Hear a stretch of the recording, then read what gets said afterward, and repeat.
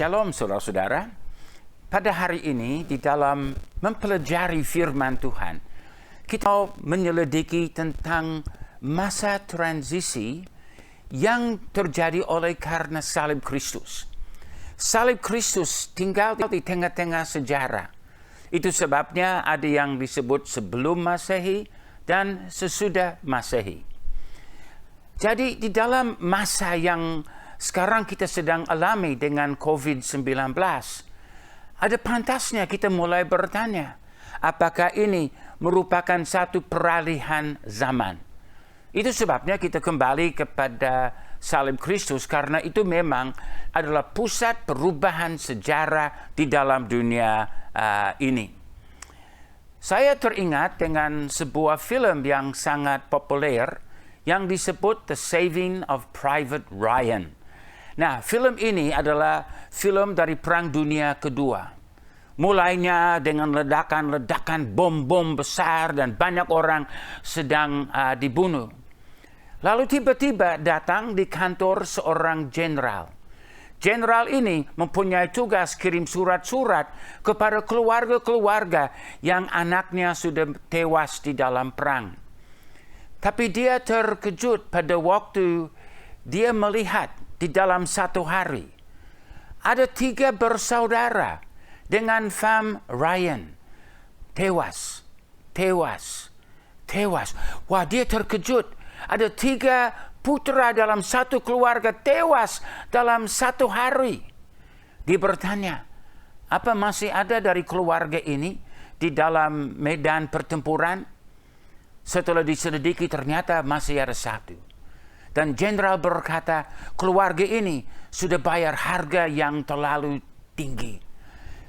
Yang sisanya, yang disebut Private Ryan, kita harus bebaskan, kita harus kembalikan supaya ada keturunan kelanjutan untuk keluarga yang sudah bayar harga yang begitu tinggi itu. Jadi itu merupakan satu permulaan film. Sebentar kita akan balik dan melihat apa yang terjadi pada akhir film itu. Dan kita akan melihat peran salib sebagai masa transisi di dalam kehidupan Private Ryan itu. Nah, jadi kita akan melihat bagaimana salib menjadi saat transisi terbesar di dalam sejarah. Nah, kita akan melihat 5 transisi. Yang pertama adalah transisi dari bait lama, bait suci, ke bait baru atau tubuh Kristus. Karena begitu banyak orang sudah memikirkan bahwa umat Tuhan atau gereja Tuhan atau bait Tuhan adalah gedung. Dan ini menjadi salah satu hal yang memblokir mereka untuk betul-betul menyadari bahwa gereja sesungguhnya bukan gedung, bukan organisasi, tetapi adalah umat orang yang percaya kepada Yesus Kristus. Nah, di dalam Injil Matius 23 ayat 38 sampai Matius 24 ayat 1, kita melihat Yesus menggambarkan masa transisi dari bait suci yang lama ke bait suci yang baru. Jadi bait suci yang lama adalah gedung fisik. Ini adalah gedung yang telah mengikat pikiran orang-orang bahwa kita harus ada rumah megah, dan memang banyak gereja juga mengikuti pola yang sama. Mereka berpikir, kalau kita tidak ada gedung gereja yang bagus, bagaimana kita bisa membawa orang percaya? Tapi sesungguhnya bukan gedung, bukan organisasi, bahkan bukan juga ibadah-ibadah yang biasa yang kita pakai, yang dapat disebut sebagai gereja. Gereja sesungguhnya atau bait suci yang sesungguhnya adalah tubuh Kristus, orang-orang percaya yang hidup di dalam komunitas, yang percaya sungguh kepada Yesus Kristus. Jadi Tuhan Yesus juga pada waktu dia menegur Parsi, Saduki dan sebagainya, dan dia berbicara kepada juga murid-muridnya, dan dia berkata kepada orang Yahudi, lihatlah, rumahmu ini, maksudnya bait suci, akan ditinggalkan dan menjadi sunyi. Nah, ada 3 tanda bahwa rumah Tuhan itu akan menjadi sunyi. Memang masanya sudah berlalu. Itu adalah dari zaman hukum Taurat. Itu adalah dari zaman di mana orang mengagungkan fisik gedungnya. Tapi satu masa transisi sudah mulai. Ini kita akan melihat pertama karena Yesus akan jalan keluar dari bait suci. Kedua, pada waktu Yesus disalibkan, tirai dirobek dari atas ke bawah. Dan tanda yang ketiga, yang memang final sekali, tentara Roma menghancurkan bait suci sampai tidak tertinggal satu batu di atas yang lain. Jadi Yesus berkata, lihatlah rumahmu ini akan ditinggalkan dan menjadi sunyi. Sesudah itu, Yesus keluar dari bait Allah, lalu pergi. Hadirat Yesus sudah keluar.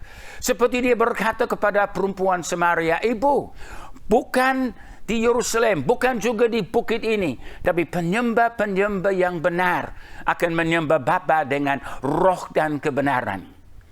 Rasul Paulus di dalam Efesus 2 ayat 19-21, dia juga berkata begini, kamulah keluarga Allah, yang dibangun di atas dasar para rasul dan para nabi dengan Kristus Yesus sebagai batu penjuru. Di dalam dia tumbuh seluruh bangunan rapi tersusun menjadi bait Allah yang kudus. Dan dia lanjutkan di dalam 1 Korintus 3:16, tidak tahukah kamu bahwa kamu adalah bait Allah dan bahwa roh Allah diam di dalam kamu? Jadi kalian adalah bait suci. Jadi hari-hari ini orang mau membangun sebuah bait yang di Yerusalem.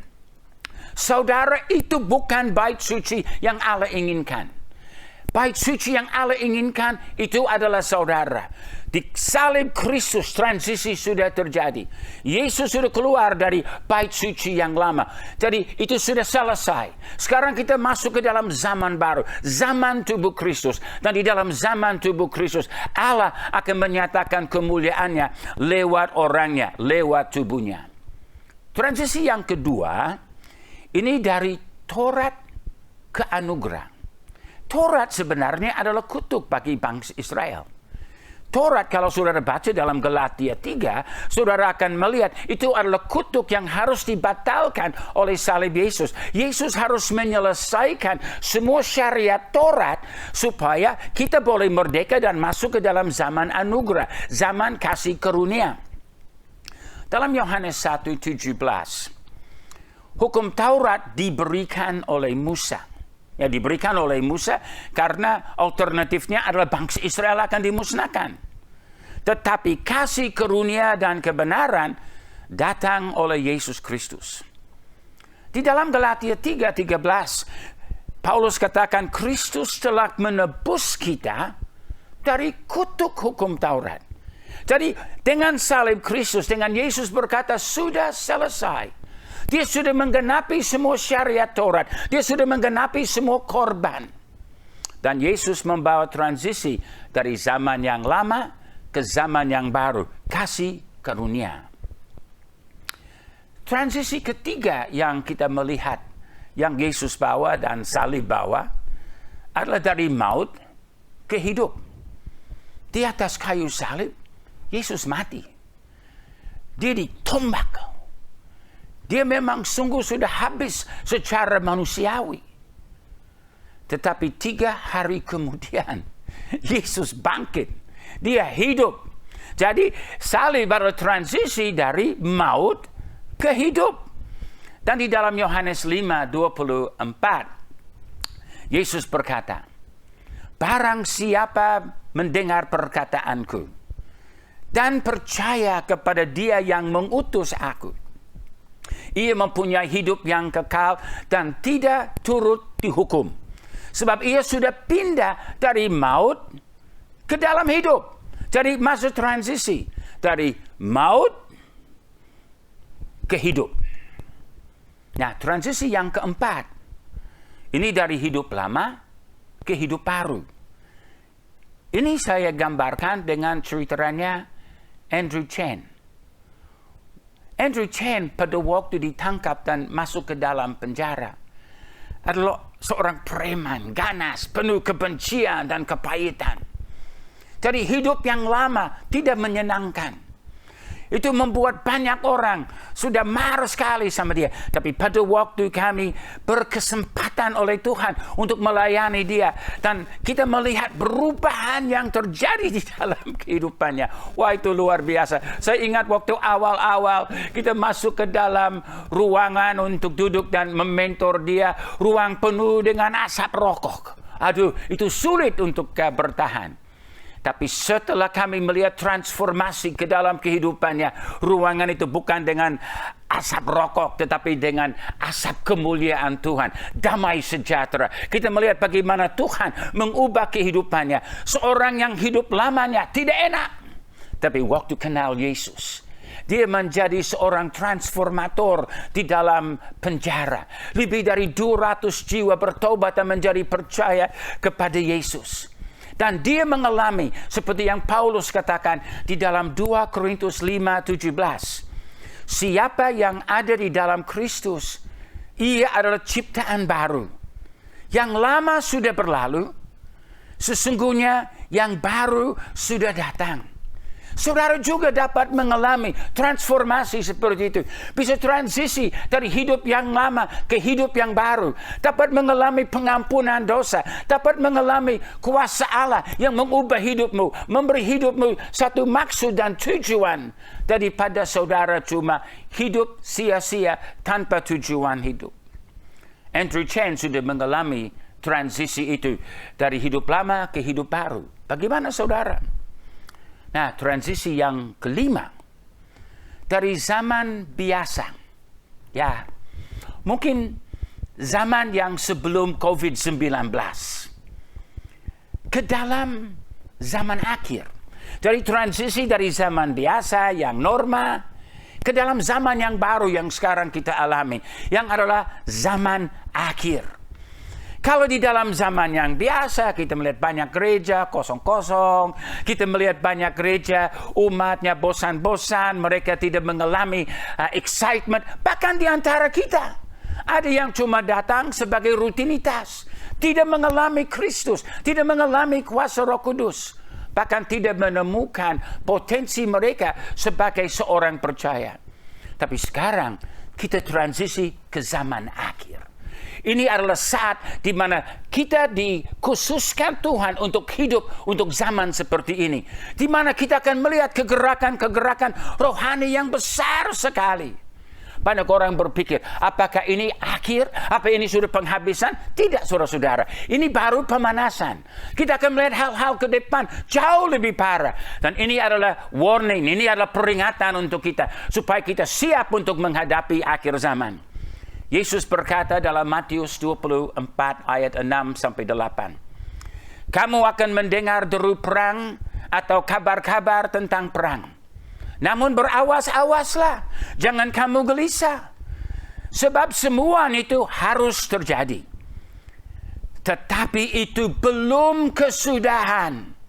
Sebab bangsa akan bangkit melawan bangsa dan kerajaan melawan kerajaan. Akan ada kelaparan dan gempa bumi di berbagai tempat. Akan tetapi semuanya itu barulah permulaan penderitaan menjelang zaman baru. Apa yang kita sedang alami, saudara-saudara, adalah peringatan supaya kita bersiap-siap untuk menghadapi keadaan-keadaan ke depan. Jadi apa yang menjadi solusinya? Jadi di awal kita sudah melihat tentang Private Ryan. Tapi di akhir film, Private Ryan dia sedang mencari satu solusi. Karena ada orang yang mati supaya dia boleh hidup. Dan dia masuk ke dalam kuburan laskar-laskar, pahlawan perang. Dia mencari salib di mana nama pahlawan yang menyelamatkan dia terkubur. Pada waktu dia temukan, dia jatuh di tanah. Dia berlutut dan keluarganya mau datang kepada dia. Dan dia pandang kepada mereka dan dia berkata kepada mereka, beritahu saya bahwa hidup saya layak untuk korban ini. Sebenarnya saudara-saudara, kita juga perlu datang di kaki salib. Dan kita perlu melihat korban yang Yesus berikan. Apa kita sedang hidup layak untuk korban yang Yesus sudah berikan itu? Jangan kita tinggal di masa lampau. Kita sekarang dipanggil untuk transisi ke masa depan.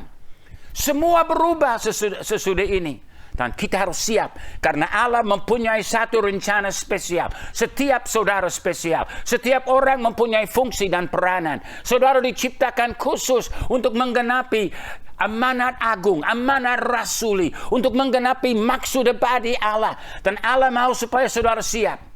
Lakukanlah transisi yang Tuhan berikan itu. Serahkanlah hidupmu kepada Yesus karena Dia memiliki masa depan mulia bagi saudara secara khusus. Temukanlah dan transisilah dari pola-pola yang lama ke pola-pola yang baru. Saudara-saudara, kita sudah lewat masa-masa transisi dari bait suci yang lama ke bait suci yang baru. Dari Taurat kepada kasih karunia. Dari maut kepada hidup. Dari hidup lama ke hidup yang baru. Dan sekarang dari zaman yang biasa ke dalam zaman yang akhir. Bersiap saudara-saudara. Jangan bermalas-malasan. Ini adalah waktu untuk lebih bertekun di dalam doa. Meningkatkan kesaksianmu. Jadi satu tanda ajaib di dalam dunia. Bahwa Yesus hidup. Gereja hidup. Injil hidup. Dan Allah tidak pensiun. Dia sedang bekerja. Dan saudara sebagai seorang percaya kepada Yesus Kristus dipanggil dengan tugas yang khusus. Temukan misi saudara. Seperti di dalam film Mission Impossible. Yang berkata, kalau saudara mau terima misi ini. Titik. Tapi saudara-saudara, Tuhan sedang menawarkan misi. Kalau saudara siap menerima misi yang Tuhan mau berikan saudara pada zaman akhir ini. Berkata, ya Tuhan, inilah aku. Pakailah aku Tuhan untuk kemuliaan-Mu, untuk hormat-Mu. Supaya Tuhan, apa yang Engkau rencanakan untuk saya di akhir zaman ini. Saya juga akan transisi dari masa lalu ke masa akhir zaman. Dalam nama Tuhan Yesus Kristus. Amin. Tuhan memberkati.